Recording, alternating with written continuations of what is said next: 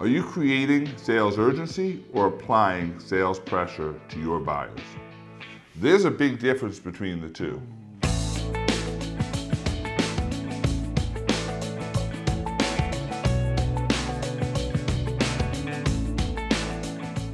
Sales urgency is created when I explore, when I ask questions, when I do deep discovery, deep exploration. Sales pressure is applied when I educate before exploring.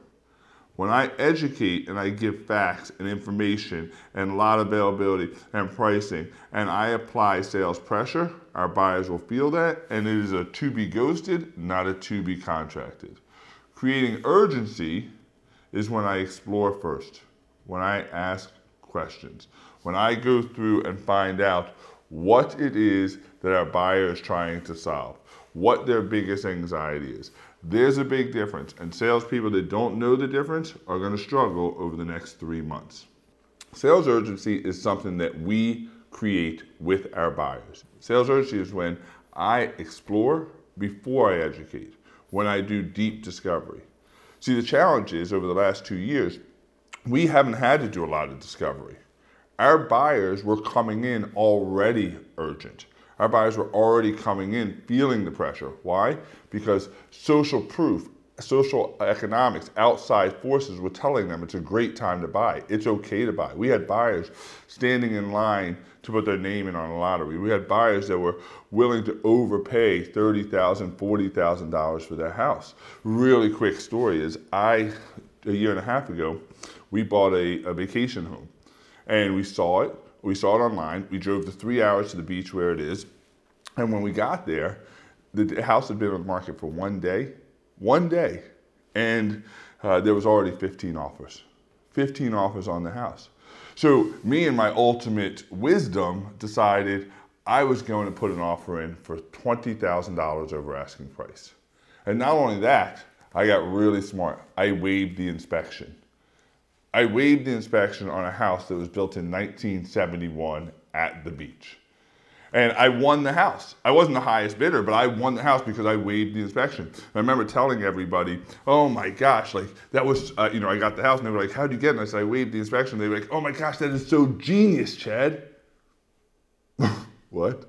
I waived the inspection on a house that was built in 1971. That wasn't genius. But I was feeling urgent because I had social proof telling me it was a good decision to make.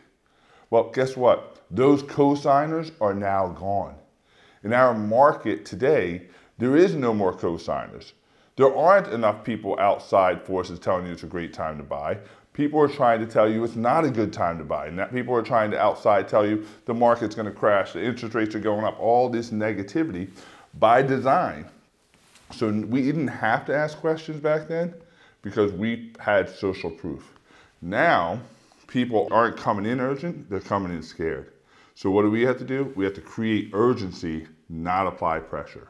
Well, you create urgency when and only when you ask questions first, when you get information. You get them speaking and then you disseminate relevant education based on what they tell you. The key to success through a changing market is and always has been discovery, but we've gone away from it. We have to learn to be great explorers. Here's information that is a must-have from every prospect if you want to help create urgency. 1, you must have. This is an absolute must-have. You must have what is their biggest anxiety or fear that they have right now in purchasing a home. Now you'd say, well, Chad, what if there is no anxiety or fear? Well, then they will tell you that. I don't have any anxiety or fear. I'm ready to go. Awesome. Let's move forward. 99.99999% of buyers have some sort of anxiety and fear. They always do. But in this market, they are going to have more. You have to uncover it. You have to get them to tell you what is holding them back from moving forward. You have to have what their anxiety or fear is. Number 2, you have to figure out what their alternative is.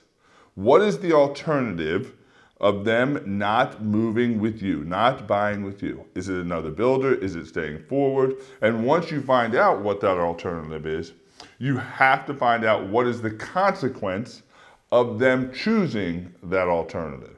There's always a consequence. Well, I'm going to stay where I am. Well, how is that house not working for you? I'm going to go with, XYZ builder. Okay, what is the consequence? What am I giving up if I go with that XYZ builder? You must find out what the alternative is. Number 3, this is a must-have, an absolute must-have, and that is, who is the invisible influencer? Who is the person that they are going to call to ask for advice? For me, it's my brother. I always call my brother when I have a big decision. I call him and say, hey, what are your thoughts on this? Some people it's their parents, some people it's their priest, some people it's their spouse, some people it's their kids, some people it's their financial advisor. You have to find out what is the conversation they are going to have without you, and what is that invisible influencer going to say. You have to find out what their budget is and how they came up with that budget. What is their budget, and not only what is it, but how did they come up with it? How did they come up with that budget? If you can figure out what their budget is and how they came up with it, who the invisible influencer is, what is their biggest anxiety that they currently have, what is their knowledge of the market? What is their knowledge of the market? What do they know to be true about the market? If you can get the answers to these questions, you can help create sales urgency. If you do not have that information, if you are assuming that information, it is more likely that you will apply sales pressure, not create sales urgency. Oh, but wait, Chad, we have to find out what their dominant buying motive is. Yes, you have to find out why they are moving. Here's the thing though, this one is overplayed.